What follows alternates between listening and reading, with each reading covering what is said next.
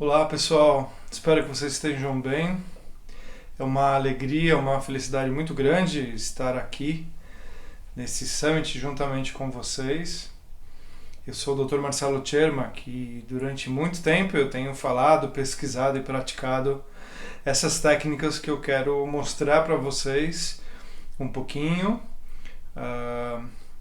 e também relacionar com o que a gente pode estar vivendo no dia de hoje, nessa nova era de comportamento, uma nova era de expectativas, de certezas e incertezas, um novo modelo que o mundo vem provando de si mesmo de uma forma que a gente não poderia imaginar jamais.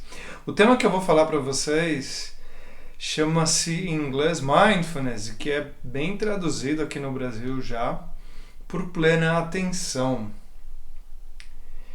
E é mais conhecido como uma técnica de meditação formal, mas eu posso entender Mindfulness também, modernamente falando, como uma capacitação de presença, de atenção, de cognição, de memória até, inata do ser humano. Então, a possibilidade de eu atender às expectativas do mundo que eu tenho, estando presente, com intenção, atitude, vivendo essa presença, a gente chama de estado de plena atenção mindfulness. Tem pessoas que têm tendências inatas a terem esses estados mais bem consolidados e outras que requerem mais de si mesmo para que obtenham esse estado. É o famoso distraído, o famoso aéreo, né, que a gente tanto ouve falar. Muito bem, no mundo moderno, essas técnicas começaram a serem pesquisadas pela ciência moderna especificamente nos últimos 40 anos, mas nos últimos 15, com o advento da neuroimagem, novas descobertas foram feitas em praticantes, nós chamamos de meditadores experientes, alguns monges, né? Os cientistas se interessaram por isso e começaram a pesquisar a mente desses monges e encontraram resultados incríveis. Então, há uma fisiologia de apoio que suporta você praticar isso com frequência. Então, falando bem resumidamente, a ciência tomou um rumo que antes a gente não tinha, né? Então, quando a gente falava de meditação, entendia-se algo mais místico, esotérico, metafísico até. E hoje a gente pode falar, principalmente nessa técnica de mindfulness, que é uma técnica, existem várias, né? A gente pode falar dessa técnica de mindfulness como algo ligado estreitamente à ciência, à neurociência contemplativa, se for mais específico, a neurociência de comportamento, mostrando que a gente tem aí uma possibilidade de se habilitar emocionalmente e cognitivamente. Então o que acontece é que o mundo que a gente vive, e não só estou dizendo agora, o mundo transpandêmico, se a gente pode dizer assim, né, porque ainda não acabou. Talvez você veja essa palestra no futuro e entenda qual é o momento que a gente está passando agora, porque você passou junto, né? Mas o que acontece é que o mundo moderno, desde a industrialização realmente, a gente começa a ver que muda muita coisa em termos de vivência na sociedade moderna. Então, antigamente você ouvia uma história, estou dizendo nos primórdios da humanidade, né? A fundamentação da religião ela veio toda baseada em tradição oral. Então, antigamente você via uma história, você via um sermão na montanha e chegava em casa sem muita coisa para contar do seu dia que não fosse esse sermão. Então, havia uma capacidade de percepção, de retenção disso muito, muito grande. E é óbvio que hoje em dia, com a vida moderna, com a vida digital, com essa, especialmente para quem vive em cidades grandes, né? Eu falo de São Paulo, uma das maiores cidades do mundo, E isso a gente vê de perto, essa história impressionante de termos que lidar com o nível de informação, nível de conhecimento, com a quantidade de coisas que nos vêm de uma forma brutal. E não só como dado ou metadado, mas de forma emocional. Então eu passo a ter que lidar com pessoas muito mais diferentes de mim, eu passo a lidar com uma sociedade que em parte fica doente por si mesma, porque não sabe lidar com seus problemas, e eu passo a não me conhecer, eu passo a não parar um minuto. Então eu vou de casa para o trabalho, do trabalho para casa, eventualmente eu tenho meu lazer e a vida segue. E eu não paro, eu não me observo, eu não gero atenção para as pequenas coisas, eu não gero apreciação pelas coisas. E é justamente isso. Então, vamos trabalhar num conceito, brincando assim, até com a filosofia oriental, de veneno e antídoto. Veneno e antídoto. Nós temos alguns venenos mentais, né? E a sociedade vem trazer os próprios dela. E que são as grandes dificuldades que nós temos, são os cancros que nós temos de comportamento, né? Então, comportamentos disfuncionais, a loucura emocional que nós vivemos, né? A maioria dos crimes tem, de alguma forma, os crimes de morte, né? Tem, de alguma forma, o seu componente passional. Então, mostra claramente que o ser humano não está preparado para lidar com as emoções, ele se perde em si mesmo, e o Mindfulness vem trazer essa possibilidade. Seria o antídoto de você prestar atenção em si, na sua relação consigo, com o universo à sua volta, de uma forma mais saudável, podendo identificar, reconhecer, podendo investigar. Essas são palavras-chave: reconhecer, investigar. Não só a sua mente, mas principalmente a sua mente, né? Mas também como você interage com os outros. Então, novamente, a sociedade onde a gente vive exige muito mais o ser humano em termos de habilidades emocionais.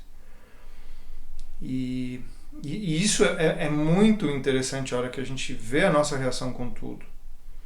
Então, hoje é uma busca fundamental pela felicidade, não importando o que ela seja. Esse é um grande problema, porque realmente importa como você busca essa felicidade, porque o jeito com que você entende essa felicidade pode ser o jeito com que você me machuca. Então esse é o problema de você viver numa grande cidade, de você viver em imensas populações. Eu acho que as camadas de distância entre as pessoas é muito, muito grande. Eu nunca vivi em nenhum vilarejo, nenhuma cidade pequena, mas eu imagino que ali a possibilidade para outliers, né, para algo fora da curva, ou uma massa discriminativa que saia mais ou menos ali, seja um pouco mais difícil, até por efeitos estatísticos, né? Então, quanto mais pessoas, mais margem a diferença você tem. Então, a gente está falando uma cidade de 12, 13 milhões e um estado de quase 20 e tantos milhões. Então é muita coisa. Estou falando de São Paulo, mas colocando isso em cidades modernas, em cidades de uma forma geral, isso é brutal e se replica. Então eu acabo perdendo a minha capacidade de lidar comigo mesmo. Eu acabo perdendo a capacidade de saber o que eu tenho que fazer. E essa busca pela felicidade, ela é muitas vezes reconhecida somente fora e não dentro. Entendeu o que eu quero dizer? Então a felicidade efêmera, hedônica, ela é muito buscada pela minha incompreensão da verdadeira natureza de quem eu sou. Então Mindfulness traz essa relação de parar, de se observar, de respirar, de ganhar alguns minutos, 3, 5, 8 que seja no dia. Para quem tem capacidade, e eu sou um instrutor, por exemplo, eu conduzo treinamentos em Mindfulness, em meditação, que envolve não só a parte técnica, mas a parte espiritual, né, de alguma forma, a parte psicológica. Então é um treinamento completo nesse sentido. Para quem tem essa possibilidade, ele na hora colhe esse benefício, eu digo na hora, Você tem ali o seu relaxamento, seu estado de auto-observação por alguns minutos. É claro que muita gente tem imensas dificuldades para isso, a gente tem técnicas. A ansiedade é algo que bate forte em todas as questões, né? É envolvida diretamente com a vida que a gente vive e as inabilidades que a gente tem, junto com a depressão, é a doença do século, né? Então, hoje, cada vez mais, a gente busca ferramentas de bem-estar. Então, novamente, o Mindfulness vem trazer essa capacidade de você entender a si mesmo. Esse é o âmago da questão, o teu autoconhecimento, que a gente vem falando há centenas de anos. Então, já na antiga Grécia, no portal de Delfos, estava escrito, quando você entrava na cidade, assim, peregrino, conhece-te a ti mesmo. Você lembra dessa frase, deve ter ouvido falar em algum lugar. Portanto, o que a gente vem aqui é querer dar uma saída, né, uma habilidade a mais de explicar que essas técnicas de plena atenção, elas fazem com que você pare alguns minutos, para que você coloque mais oxigenação no seu corpo, para que você efetivamente perceba as sensações corporais que te vêm. Se você tem bruxismo ou briquismo, se você aperta a sua musculatura, se você está absolutamente tenso ou taquicárdico, se você está emocionalmente hiperativo. Então, essas percepções são importantes para você desfazer esses nós interiores, esses condicionamentos que podem virar fobias, doenças, distúrbios psiquiátricos ou, quando muito, já basta, né? É um motivo para a tua infelicidade. Então, falando um pouquinho dessa relação de felicidade e infelicidade, nessa busca. Então, há aquela necessidade, eu preciso ser feliz. E o preciso ser feliz vem acompanhado de muita confusão, né? Acompanhado da confusão do status social segundo o qual você pode querer se mostrar, sobre as necessidades da própria sociedade, né? De você ter que demonstrar sucesso, ter que demonstrar bens, ter que demonstrar algum tipo de empoderamento, né? Aí no sentido talvez um pouco mais esquerdista da palavra, vamos dizer assim. Eu costumo usar essa palavra de uma forma mais positiva, mas o que acontece é que a gente se perde nessa conceitualização toda. Quem eu sou, o que eu quero, o que eu mostro, como eu me posiciono na sociedade, né? Como isso me afeta. E essa capacidade de reconhecimento, essa interatividade, faz com que você consiga ver o mundo sob uma outra ótica. Então, Mindfulness vem trazer essa percepção de ver as coisas como elas realmente são. E não de criar, de fantasiar, de potencializar problemas. Isso a gente é ótimo para fazer, né? A gente é muito hábil para transformar uma unha num câncer. Então, quando você revisita as suas opções de decisão, você é capaz de entender, aqui eu estou usurpando, aqui eu estou me sabotando, aqui não está legal. Isso é muito suportado pela ciência. Eu mesmo sou um pesquisador, né? Eu sou coordenador de ambulatório lá na Unifesp, sou coordenador de departamento em hospital. Eu trabalho com pacientes, então eu faço um atendimento ligado ao que a gente chama de mindfulness clínico, que pode passar por um trabalho com ansiedade, com depressão e insônia, ou um grupo que eu possa fazer para a população em geral do meu bairro, de divulgação na internet, onde eu quero simplesmente buscar a minha relação comigo e com o universo. Então, nesse ponto, essa nova busca da sociedade moderna, das cidades que se vê doente a cada momento, principalmente nesse novo mundo, né? O que eu devo esperar, o que é o novo normal para mim, quais são as minhas novas atitudes, a minha nova forma de pensar frente a isso. Eu costumo dizer que a gente agora está vivendo também uma nova era da plena atenção. Se mindfulness é prestar atenção nos diversos momentos que a sua experiência acontece, ora, eu agora tenho que introjetar, usar álcool toda hora, lavar a mão por um certo tempo, usar máscara o tempo inteiro, lembrar que quando eu tirei a máscara eu preciso pôr, lembrar que muitas vezes eu não posso tocar as pessoas e ter todo o meu ritual, meu protocolo, né, de limpeza, de autoobservação, de relacionamento, de tirar o sapato antes de entrar em casa, e tudo mais, né? Então, o medo que eu posso gerar, o respeito que eu tenho com o próximo em não me reunir com outras pessoas, em esperar a reunião com os amigos, porque agora não é a hora, abdicar de certas coisas. Então, eu começo a mostrar minha relação empática, minha relação de amor ao mundo, a partir do momento que eu crio uma situação de respeito comigo e com o universo à minha volta.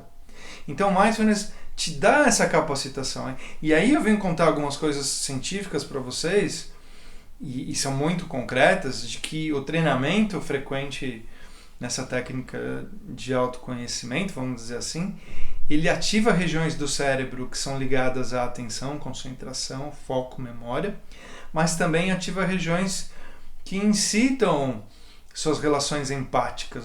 Olha que interessante, né? Então, é possível treinar a compaixão, é possível treinar esse desenvolvimento amoroso, a bondade amorosa para as outras pessoas. Isso é importante você entender. Então, embrulhando, né, tudo que eu estou falando, o que a gente precisa entender? A gente vive uma sociedade complexa, de valores heterogêneos, de pessoas diferentes entre si, que querem algo que pode ser muito diferente de você. Então, nessa relação de ética e moralidade pode haver uma discrepância muito grande. E a gente tem que criar uma fundamentação nossa interior, porque você se salva. Cada um se salva por si, né? Nesse sentido. E aí todos se salvam juntos. O salvar aqui no sentido de que eu quero criar minha sustentação de saúde, né? Então, eu reconhecendo isso e gerando a intenção do ato de parar, me observar e praticar, ter a atenção a esse processo, ter a atenção e esse cuidado com um novo mundo, né? Gerar essa atenção, faz com que eu promova uma regulação emocional, faz com que eu possa ter um olhar mais carinhoso sobre mim e os outros, e dessa forma atingir minimamente estados de felicidade, segundo o seu conceito, né? Que podem te sustentar de fato na tua vida e na tua busca por tudo que você deseja. Então, muito recomendo que você possa conhecer esses programas, conhecer essa técnica, de alguma forma exercer isso no seu lar, na sua casa, com a ideia realmente de criar uma reserva maior, uma capacitação, melhor dizendo, maior, para que a sua vida atinja os níveis que você tanto deseja, acima de tudo. Então, gostaria de finalizar essa pequena palestra agradecendo a organização pelo convite, esperando poder ter atingido os meus objetivos em comentar um pouco do que eu amo, do que eu gosto, do que eu sei, do que eu pratico, do que eu pesquiso, para que você possa entender esse mundo e se beneficiar tanto quanto eu me beneficio pessoalmente e também promovo isso a todos os seres. Que a paz esteja convosco, um grande abraço, obrigado. Tchau.